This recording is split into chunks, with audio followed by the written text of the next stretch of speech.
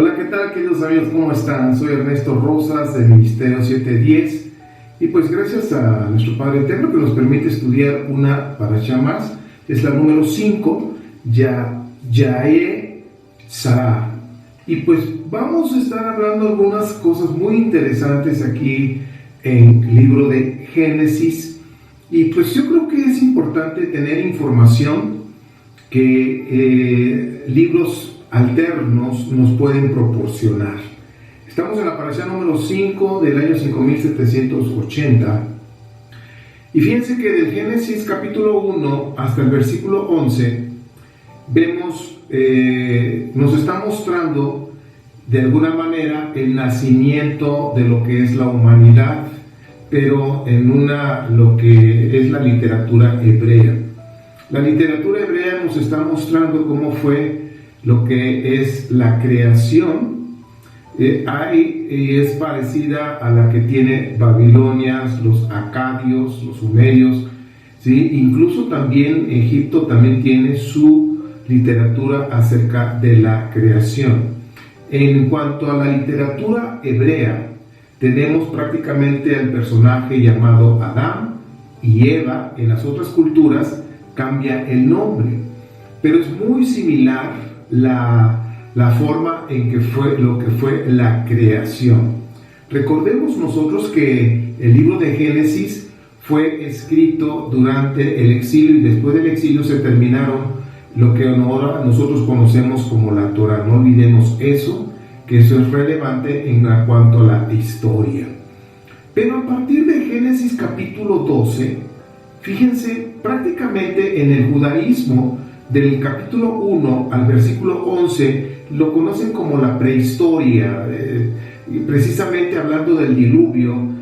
También los sumerios, los babilonios, todos ellos también hablan de un diluvio, aunque el personaje en la literatura hebrea es Noé o Noah. En las otras civilizaciones más antiguas le pusieron otro nombre. Bien, decía yo que del 1 al 11 se le conoce como lo que es la literatura, o lo que se conoce como la prehistoria en el judaísmo, del capítulo 1 al 11, y comienzan con una pareja que es Adán y Eva, pero también vemos que en Génesis 12 en adelante comienza también a través de una pareja, de un matrimonio, que en este caso es Abraham y Sarai, que después se les cambió el nombre a Abraham y Sara. Vemos ahí que a través de este matrimonio se inicia ahora la nación que posteriormente nosotros conoceremos como la nación de Israel. Quiero decir también, esto es importante, les quiero comentar que la nación de Israel no comenzó en ese momento con ese nombre, porque Abraham era un hebreo, y ser hebreo israelita no es lo mismo. Sí, los hebreos realmente eran personas que andaban de un lugar a otro, eran nómadas, y pues también no tenían muy buena fama los hebreos. Pero bueno, esto es una pequeña información que es bueno que nosotros contemplemos, porque eso también, si nosotros nos ponemos a leer un poquito de historia, cómo fueron aquellos tiempos, vamos a encontrar mucha riqueza, muchos puntos interesantes.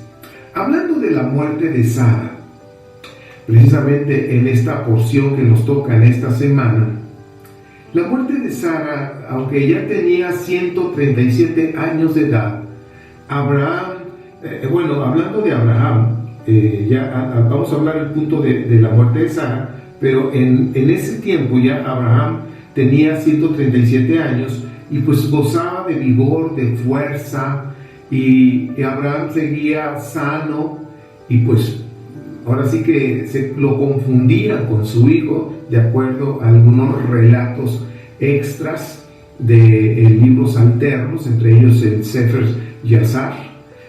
Entonces dice que él rogaba al Eterno que pudiera distinguirlo de su hijo.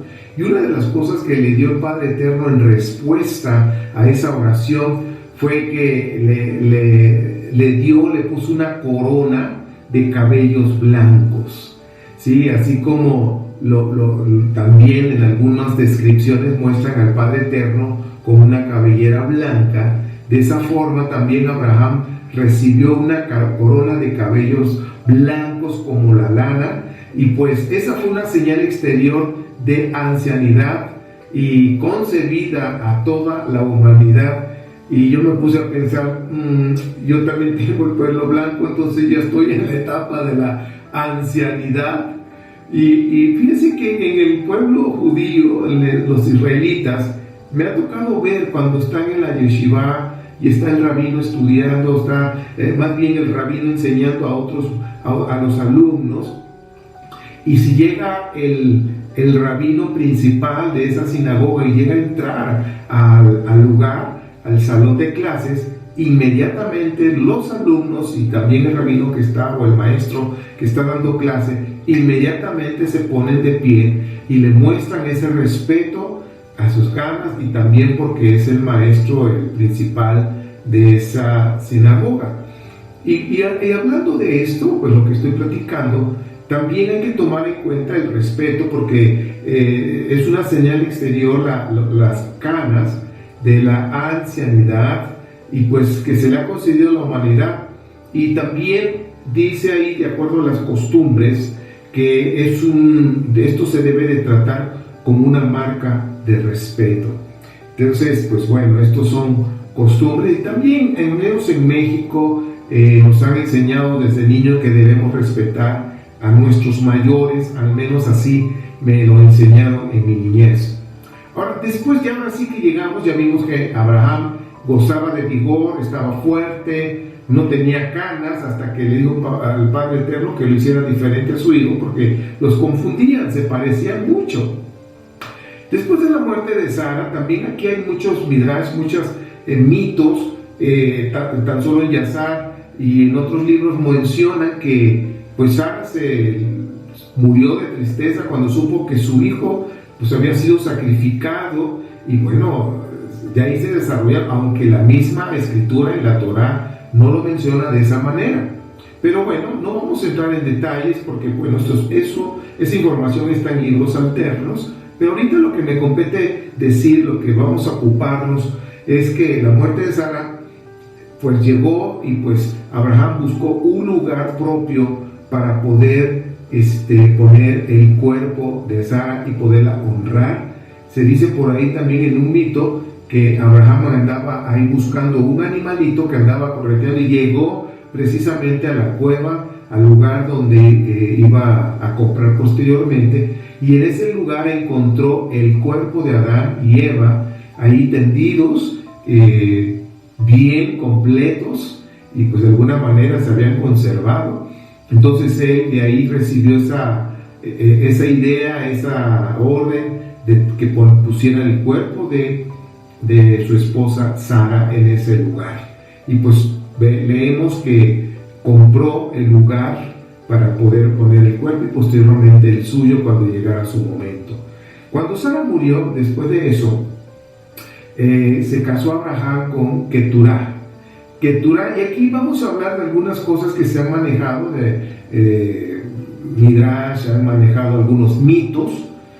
Por ejemplo, dicen que este era un apodo que le dieron a Agar, ¿sí? Que había estado atada al servicio de Sara, atada a una guirnalda con virtudes fragantes, y que seguía atada a Abraham por el voto de castidad, inclusive después de haber sido expulsada. Es decir, que cuando Agar se fue fuera de casa, ya que fue expulsada porque pues había cierta rivalidad con Sara, pues se fue Agar, y pues posteriormente dicen que se casó con ella, pero tenía otro nombre, lo que es Keturah.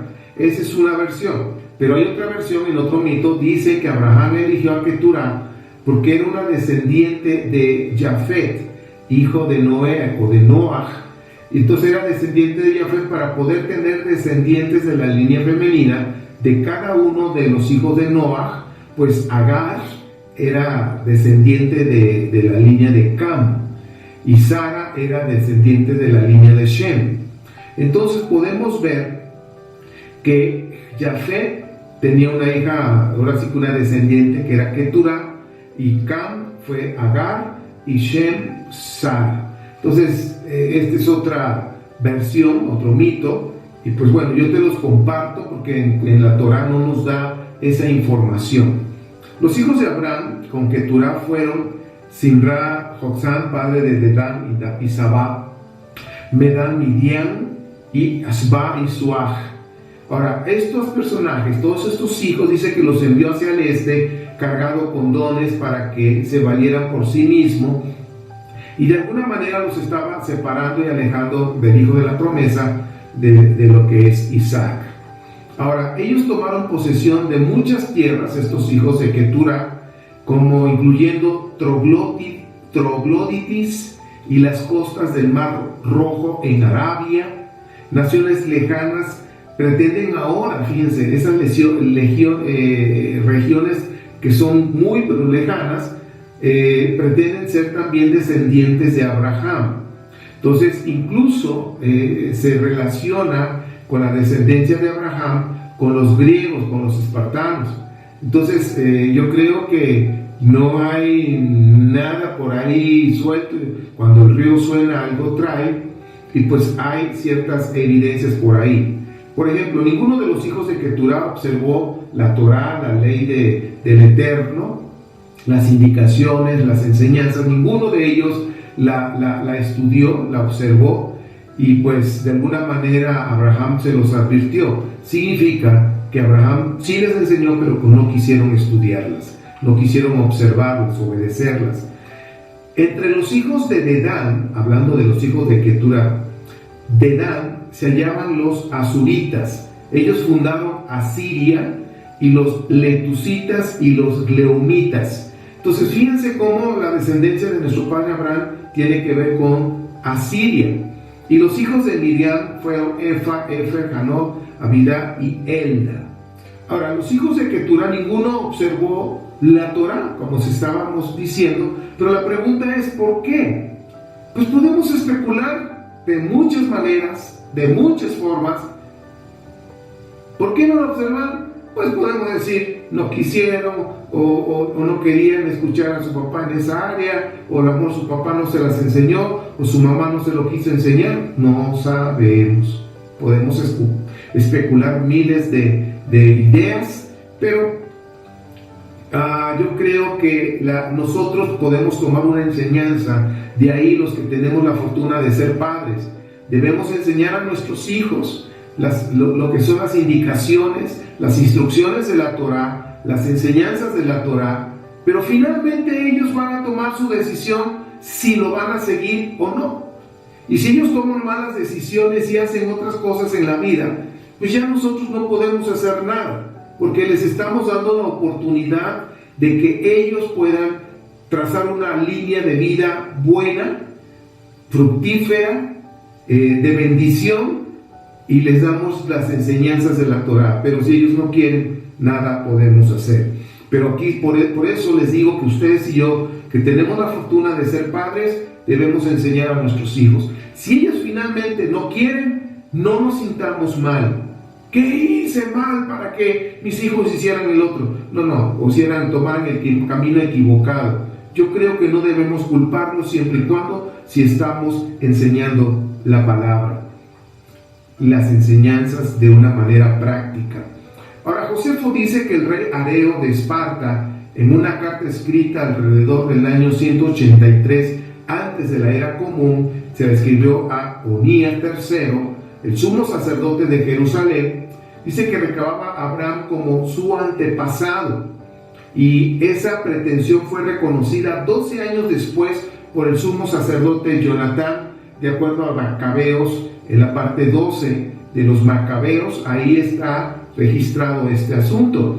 Entonces, de alguna manera estamos viendo que los griegos están relacionados, los de Esparta, están relacionados en la descendencia de nuestro padre Abraham. En todo caso, entonces, el espartano Menelao pasó 10 años en las aguas de Egipto y Palestina, y según varios pasajes de la Odisea, y los griegos aqueos primitivos habían fundado colonias en Palestina. De hecho, se considera que los filisteos son descendientes griegos. Entonces, Lidio Janto recuerda que Ascalón fue construida por Ascalo, un antepasado de los espartanos. Entonces, si te das cuenta, esa relación de griegos, entonces tiene que ver, de la parte de los espartacos, tiene que ver con la descendencia de nuestro padre Abraham a través de Keturah. Definitivamente la descendencia de nuestro padre Abraham es numerosa y podemos ver una parte en Asiria, en algunas colonias palestinas, en Grecia, Arabia, entre otros. Vemos ahí la descendencia de nuestro padre Abraham. Ahora, quiero decirte esto: el Eterno cumplió con nuestro padre Abraham, le cumplió en cuanto que iba a tener una descendencia numerosa. Nuestro padre cumplió su promesa. Le dijo: vas a ser padre de multitudes, y la prueba es que se lo demostró, se lo confirmó. Y yo creo que nosotros debemos tomar en cuenta que nuestro Padre Santo, cuando dice algo, lo cumple. Ahora vamos a hablar acerca de lo que es el yugo desigual, y es un tema importante. Cuando hablamos de esto, hablando de las parejas, de personas que se quieren casar, y hay un yugo desigual, al principio no notan que es un yugo desigual, pero con el paso del tiempo lo lamentan.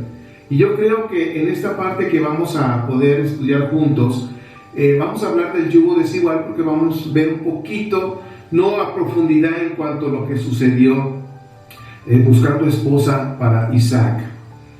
¿Con quién te vas a casar? Esa es la pregunta. Si tú eres un joven y andas pensando en casarte, ¿con quién te vas a casar?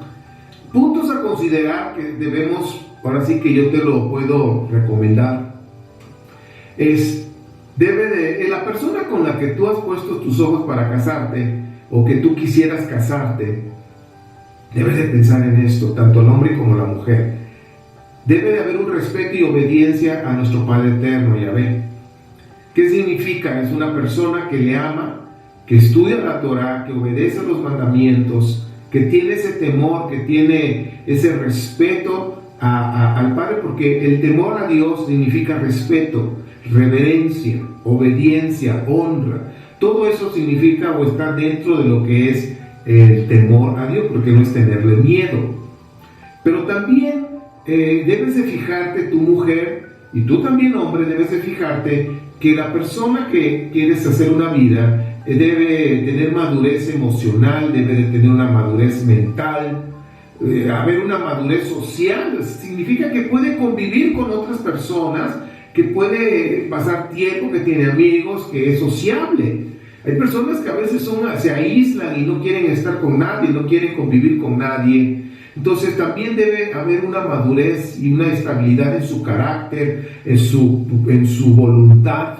Y la voluntad tiene que ver con la cuestión de las decisiones, de tomar una decisión y hacerla. Tomar una decisión y hacerla. Eso tiene que ver con la voluntad. Una persona que tiene problemas en su voluntad tarda mucho para tomar una decisión y luego tarda muchísimo más para hacerla. Entonces, debemos aprender a tomar decisiones y hacerlas, aunque nos equivoquemos. ¿Sí? Caray, no me salió bien esto, lo analizo, compongo y lo vuelvo a intentar.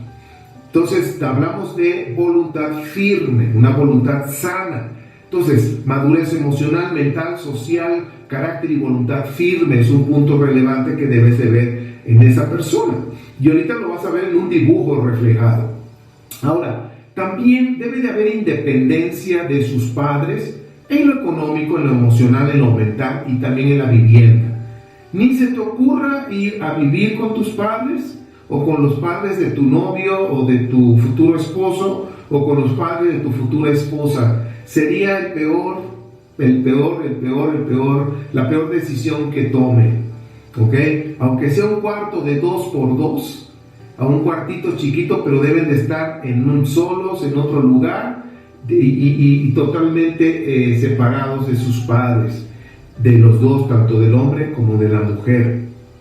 Por eso dice en Génesis: dejará el hombre a su padre y a su madre. Entonces yo creo que eso es relevante. Para poderse unir a su cónyuge, deben dejar a su padre y a su madre, porque cuando los hijos tienen mucha dependencia de sus padres, Me ha pasado ver situaciones con parejas que de veras les va como en feria, les va muy mal, porque el hombre no hace nada si su mamá no se lo dice o su papá, y prácticamente decimos en México los mangonea a los padres, y más si los padres les están dando dinero, les están ayudando, los padres se sienten con derecho de mandar y decidir por sus vidas.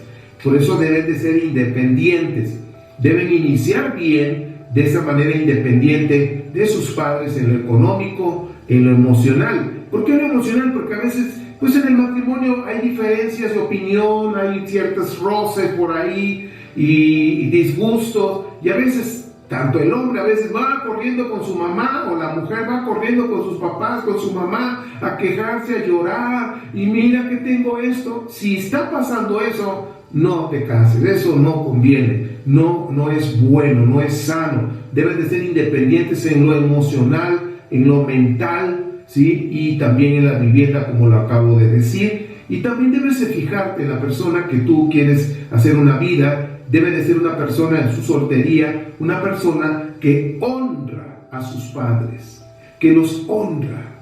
Entonces, estos puntos, mis amados, mis queridos, tómalos muy en cuenta. Yo sé lo que te digo, yo lo hice, y de veras que da buenos resultados el tomar estos puntos. Si tú ves ahorita el dibujito aquí del yugo desigual, vemos ahí un toro y un burro. Ese es el yugo desigual. Si vemos, el burro está pateando al toro, el buey, como le llamen, está ahí como más tranquilo, y el burro más agresivo. Quiero decirte que si en el noviazgo, o sea, en esa relación prematrimonial que se conoce como noviazgo aquí en México, la novia, el novio, si en esa etapa se están peleando y peleando y peleando y peleando y peleando, puedo decirte, esa relación no vale la pena, no es bueno. Porque si eso sucede durante toda la semana, se pasan peleando y la siguiente peleando y puro pelear, y el domingo no se ven y ese día no pelean. Si es una relación conflictiva, deben pensarlo no una, 20 veces. ¿Sí? ¿Por qué? Porque en el matrimonio, ya una vez que se casan, es peor. Y más ya cuando vienen los hijos, peor tantito, dice, ahora me tengo que aguantar, ya tengo los hijos. Y bueno, el matrimonio es para disfrutarse, no para sufrirlo. Por eso deben de tomar en cuenta pues estos consejos importantes, que la Escritura nos habla del yugo desigual. El yugo desigual siempre a la larga va a traer problemas. Hablando de Abraham con su hijo Isaac, Abraham se negaba a permitir que Isaac se casara con una esposa cananea. Estamos en Génesis 24.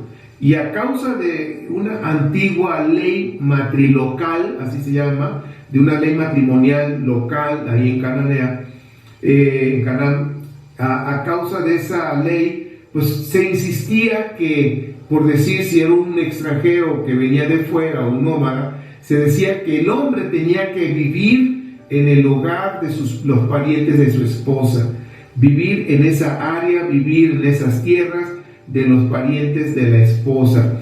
Y es lo que te acabo de decir, o sea, aunque son costumbres de aquellos tiempos, hoy en día esto no funciona en nuestra cultura, y Abraham de alguna manera no quería eso, porque pues seguramente había mujeres de Canaán muy hermosas, te lo aseguro que las había, mujeres hermosas, pero sus costumbres eran muy diferentes a lo que Abraham había estado enseñando a Isaac, porque Isaac estaba aprendiendo de esa Torá de su padre, las instrucciones, las enseñanzas. Su padre se lo estaba enseñando, y todo eso iba en contra de lo que hacían en esos pueblos. Por eso fue necesario que buscaran por fuera. Entonces los patriarcas hebreos exigían en aquellos tiempos, estamos hablando de hace miles de años atrás, exigían virginidad de sus desposadas. Y en varios países del cercano y del Medio Oriente, la virginidad de la novia, ¿sí?, se sigue comprobando. Algunos lugares lo siguen haciendo de esa forma. En la noche de bodas, el novio con su mano, con su dedo, tenía que checar si todavía era virgen la persona que había desposado. Estamos hablando de que son cosas tradicionales, milenarias, ¿sí? Aunque en otras culturas, en América, en otros lugares, es diferente, no a ese grado, pero pues todos están buscando de esa forma tener una esposa virgen, un esposo virgen. Por eso deben guardarse tanto el hombre como la mujer para la persona que va a ser su compañero, su esposo o su esposa. Una de las cosas también por la cual Abraham no quería que su hijo se casara con una de Canaán, una de las mujeres de las cananeas, era porque eran promiscuas, eran mujeres que tenían relaciones sexuales antes de casarse con quien fuera, eran promiscuas antes del casamiento. Entonces, siguiendo las costumbres del Mediterráneo oriental, esas mujeres, así era su costumbre, promiscuas antes de casarse. Abraham no quería tener una nuera, no quería tener una hija para una mujer para su hijo de esa manera, porque después de casarse podrían tener problemas de infidelidad de parte de la mujer porque fue promiscua. Entonces había riesgos de que después de casados siguiera con toda esa infidelidad siendo casada. Ahora, cuando Abraham ordena a Eliezer, pon tu mano bajo mi muslo, eso era un eufemismo, ya lo hemos platicado, que equivale, toca mi órgano sexual. En este caso estamos hablando de Abraham, de su pene circuncidado, y esa era una forma de juramento muy solemne que servía para recordarle el rito de la circuncisión que obligaba a Abraham y a todos los suyos, a todos los que trabajaban con él, servir a Elohim, servir a Yahvé. Entonces era una manera de poner un pacto, de hacer un pacto con algo muy, pero muy sagrado. Entonces, si te das cuenta, esto que te acabo de platicar, de cómo han sido las costumbres, cómo Abraham pudo, después de la muerte de Sara, pudo volverse a casar después del tiempo de luto, después de un tiempo, se volvió a casar, procreó, nacieron otras naciones que posiblemente sean los espartacos, como conocemos, con Grecia, y otras naciones así, en fin, cómo después de esa situación que pasó, que se fue Sara, que murió, él pudo seguir procreando y salieron otras naciones y que el Eterno cumplió su promesa. Yo quiero decirte que nuestro Padre siempre cumple lo que dice. Si hay promesas en las Escrituras, mi Padre lo cumple. Yo sé lo que te digo, lo cumple. Yo lo he vivido, he sido testigo de eso en mi vida personal. Entonces, y después, hablando del yugo desigual, tengamos cuidado, aconsejemos a los hijos, y aquellos hijos, si tú eres soltero, toma muy en cuenta todo esto que te acabamos de decir. Bueno, la bibliografía con la cual estuve estudiando, la más importante es el Humash, edición Rabino Sion Levi, publicaciones Mesorá, páginas 113 al 131, y también los mitos hebreos de Robert Graves y Rafael Patay, editorial Alianza, páginas 158 a la 168. Ahí vienen recomendaciones y vienen mitos que se han recolectado. Es un libro reconocido a nivel mundial, ¿sí? Entonces toda la literatura que yo te pueda recomendar al final siempre considera esto, son libros reconocidos a nivel mundial. Bien, entonces yo te deseo que pases un excelente Shabbat, un hermoso Shabbat, una deliciosa cena con la familia. Recordemos que el Shabbat son 3 palabras importantes, que es Yahvé, nuestra familia y descansar. Significa que pasemos un tiempo para orar, estudiar, pero también un tiempo para la familia y un tiempo para que nosotros podamos descansar, dormir un rato, en fin. Bien, que el Padre Eterno te bendiga y te guarde, alce su rostro sobre ti, extienda su compasión y que su rostro brille sobre ti y te dé Shalom. Si el Eterno nos lo permite, nos estaremos viendo en otra reflexión de la Parashá. Shabbat Shalom.